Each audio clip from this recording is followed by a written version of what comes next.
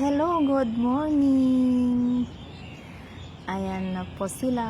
Nakakatulong po yung pagdagdag ko ng lupa, soil sa mga kamatis ko. Tingnan nyo, lumago na sila. Lumaki na yung mga bunga. Ayan, mas dumami pa ang mga bulaklak. Ayan ang mga bunga nila. Oh, dumami pa sila ng bunga.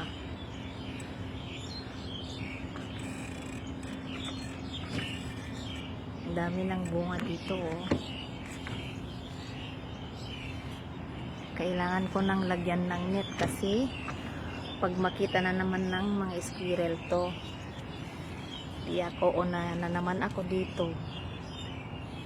Ayan guys, paso lang pinagtataniman kong mga ganyan.